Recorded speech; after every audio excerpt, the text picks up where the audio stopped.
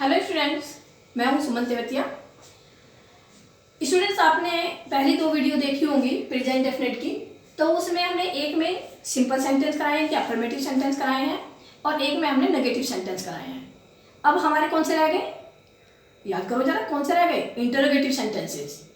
अब जो interrogative sentences है, आज मैं फिर उनके रूल्स बताऊंगी आपको कि प्रेजेंट डेफिनेट के सेंटेंस में हम इंटरोगेटिव सेंटेंस कैसे बनाते हैं। जो प्रेजेंट डेफिनेट के सेंटेंस होते हैं उनको हम इंटरोगेटिव सेंटेंस कैसे बनाएंगे। तो ये देखिए, उनके रूल्स देखेंगे आप। पहचान मैंने आपको शुरू में बता दी थी, अफर्मेटिव सेंटेंस में बता दी थी कि इनकी पहचान होती है वाक्य के अंत में, यानी कि सेंटेंस के लास्ट में, हिंदी सेंटेंस के लास्ट में ता है, ती है, ते है, ये होता है। वो मैंने आपको ऑलरेडी बता चुकी हूँ। और अब आप इंटरोगेटिव सेंटेंस बनाने सीखेंगे। इंटरोगेटिव सेंटेंस आपको मालूम है कि दो तरीके के होते हैं।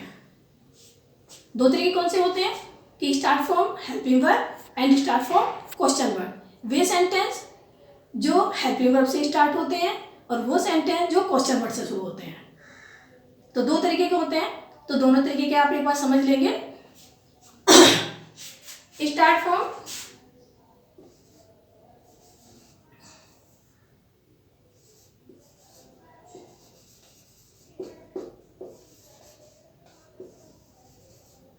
हेल्पिंग वर्ब,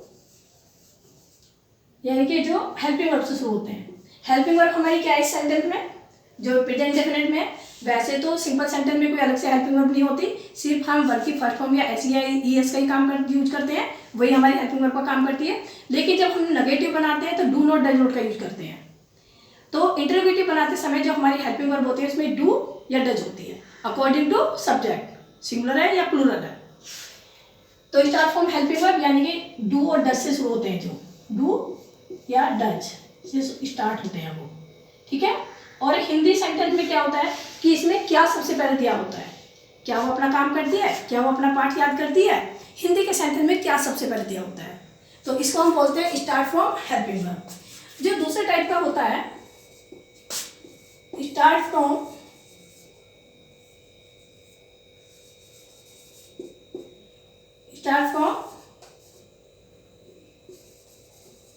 क्वेश्चन वर्ड, यानी कि वो सेंटेंस जो क्वेश्चन वर्ड से स्टार्ट होते हैं। क्वेश्चन वर्ड कैसे कि हिंदी के सेंटेंस में कहाँ, क्यों, कैसे, इस तरह के वर्ड होते हैं अगर, तो फिर इंग्लिश बनाते समय, इंग्लिश के सेंटेंस बनाते समय, ट्रांसलेशन करते समय हम सबसे पहले फिर वो जो क्वेश्चन वर्ड होते हैं उनकी इंग्लिश सबसे पहले लगाते हैं, तब हेल्पिंग वर्ब आती है, तब हेल्पिंग वर्ब आती है। तो इस तरह से फिर इसमें क्या होगा, फिर क्वेश्चन वर्ड लेंगे हम सबसे पहले और फिर हेल्पिंग वर्ब आती है।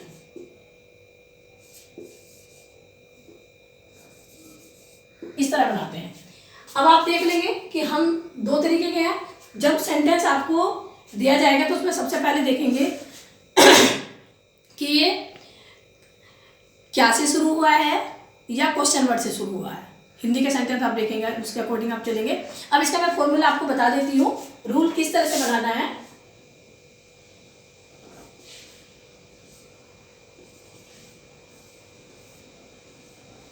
किस तरह बनाना है बेटा कि सबसे पहले आप क्या देखेंगे कि सेंटेंस में, वैसे तो हम नॉर्मली सब्जेक्ट से स्टार्ट करते हैं, लेकिन क्वेश्चन वर्ड जब इंटरोगेटिव सेंटेंस होते हैं तो हम या तो हेल्पिंग वर्ब से शुरू करेंगे या क्वेश्चन वर्ड। सबसे पहले आप सेंटेंस देखेंगे, सेंटेंस में देखेंगे क्या इसमें कोई क्वेश्चन वर्ड आया है।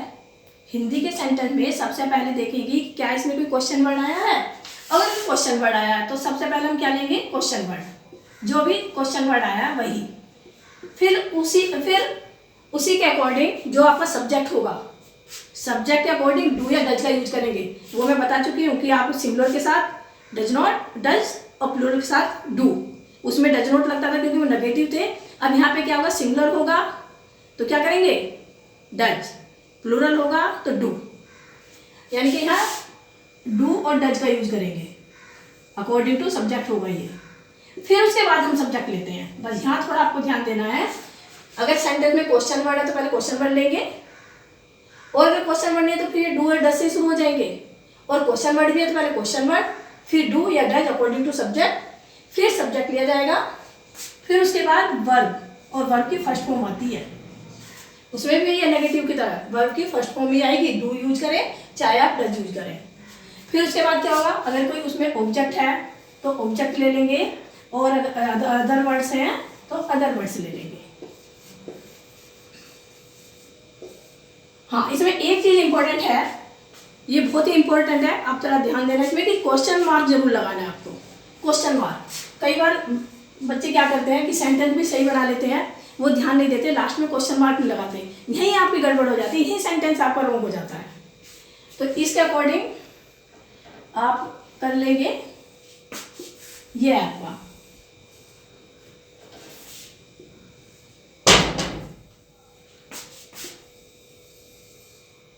इसके अकॉर्डिंग आप बनाएंगे। क्या है, एक बार और रिपीट कर लीजिए। सबसे पहले क्वेश्चन वर्ड लेंगे अगर सेंटेंस में है तो, फिर हेल्पिंग वर्ब लेंगे अकॉर्डिंग टू सब्जेक्ट, फिर सब्जेक्ट आएगा, फिर वर्ब की फर्स्ट फॉर्म आएगी। यहाँ तक तो आपको करना ही करना है। उसके बाद अगर ऑब्जेक्ट उसमें गिवन है तो ऑब्जेक्ट भी लगाएंगे, और अदर वर्ड्स है तो अदर वर्ड्स भी लेंगे, और लास्ट में क्वेश्चन मार्क। आप कुछ एग्जाम्पल देख लीजिए, करके देख लीजिए, आपको समझ में आ जाएगा।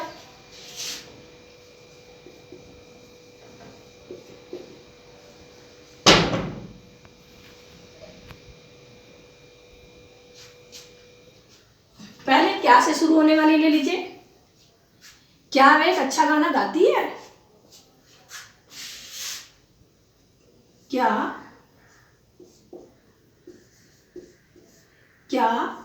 वह, और अगर हिंदी का सेंटेंस और अच्छी तरह बनाना है तो क्या वह मधुर गीत गाती है? क्या वह मधुर गीत गाती है? ये आपको यहाँ भी क्वेश्चन मार्क लगा हुआ मिलेगा हिंदी के सेंटेंस में भी।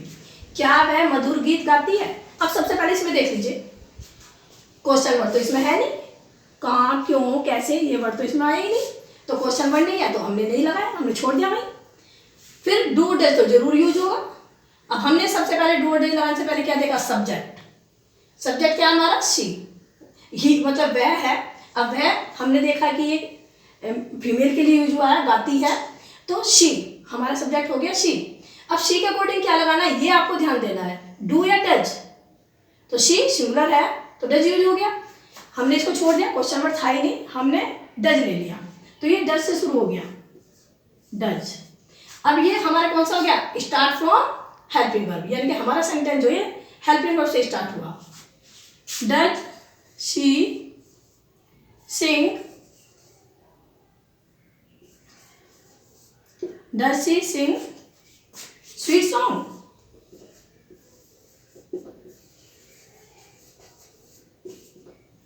Does she sings sweet song? तो यहाँ पे हमने ऐसे नहीं लगाया, तो हमने हो गया डज शी सिंग, और स्वीट सॉन्ग भी कर सकते हैं आप इसको, और does she Singh sweet song ये भी। अब दूसरा देख लीजिए,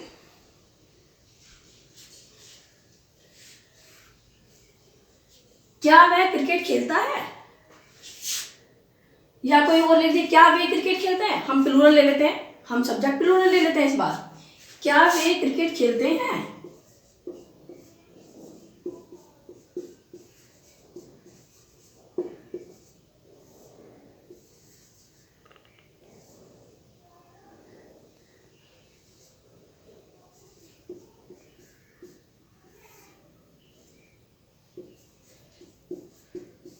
अब देख लीजिए, क्या वे क्रिकेट खेलते हैं? अब हमने देखा कि इसमें भी क्वेश्चन वर्ड नहीं है। अब हमारा सब्जेक्ट यहाँ प्लूरल है, जब प्लूरल है तो हम क्या करेंगे, सब्जेक्ट हमारा प्लूरल है तो क्या लगाएंगे, डू। सब्जेक्ट प्लूरल है तो डू लगाएंगे, डू दे प्ले क्रिकेट?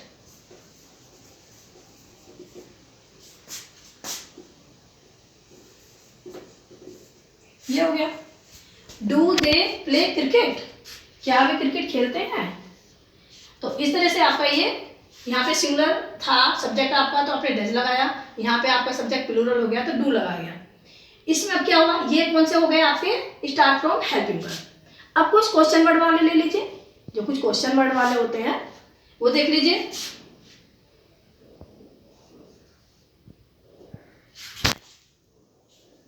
तुम प्रतिदिन कहाँ जाते हो? तुम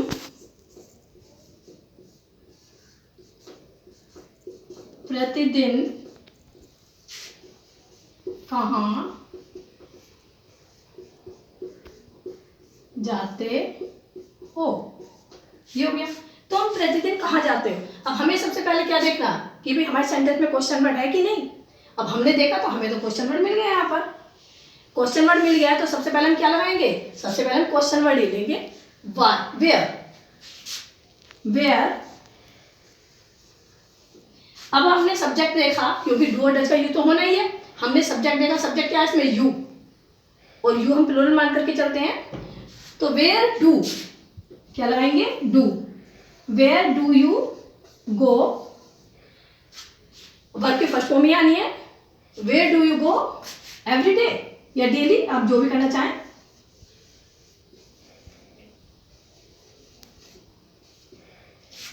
where do you go every day. अब कुछ सेंटेंस ऐसे भी होते हैं कि वो इंटरोगेटिव भी होते हैं और साथ में नेगेटिव भी मिक्स होते हैं, यानी कि नेगेटिव इंटरोगेटिव दोनों हो सकते हैं। तो वहां आप ये देखेंगे, वहां पे क्या होगा कि सब्जेक्ट के बाद फिर नोट लगा देंगे। सब्जेक्ट के तुरंत बाद अगर ये नेगेटिव इंटरोगेटिव मिक्स है तो सब्जेक्ट के बाद नोट भी लगाते हैं, लगेगा ही जब नेगेटिव भी होगा साथ में। अब देखो, तुम अपने कपड़े क्यों नहीं धोते हो? तुम अपने कपड़े क्यों नहीं धुलते हो? या तुम ले लो या कोई और सब्जेक्ट चेंज कर लो, इसमें तो कुछ नहीं है। वे हो गया, इसमें तुम हो गया। वह अपने कपड़े क्यों नहीं धुलता है, ऐसे कर लीजिए। वह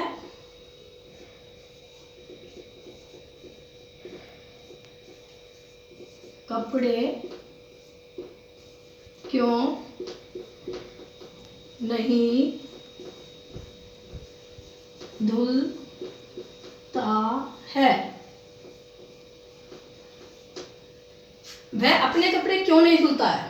अब क्वेश्चन वर्ड, अब सबसे पहले हम क्या देखेंगे, सेंटेंस में सबसे पहले ध्यान देंगे क्वेश्चन वर्ड है क्या, हाँ जी है, क्यों। तो सबसे पहले हमने क्या लगाया, Y, Y.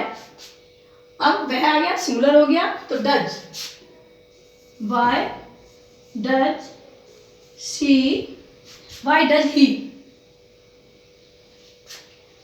Y does he wash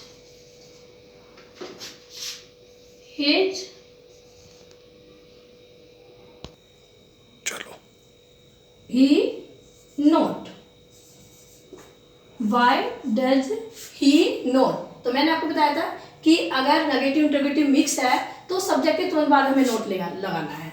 तो Y does he not wash his cloth. तो यहाँ पे अपने के लिए क्या होता है, ही के साथ हिज। तो Y does he not wash his clothes.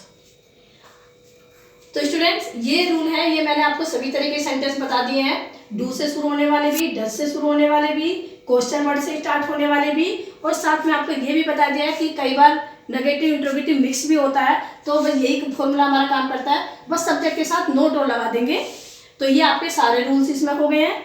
और कई बार जैसे मैंने आपको इज एम आर का यूज बताया था, जैसे मैं कहूँ कि is he not a doctor, is he not a doctor, क्या वो डॉक्टर नहीं है, तो वो इज एम आर का यूज कर लेंगे, वहाँ पे हेल्पिंग वर्ब की जगह इज एम आर का यूज हो जाएगा।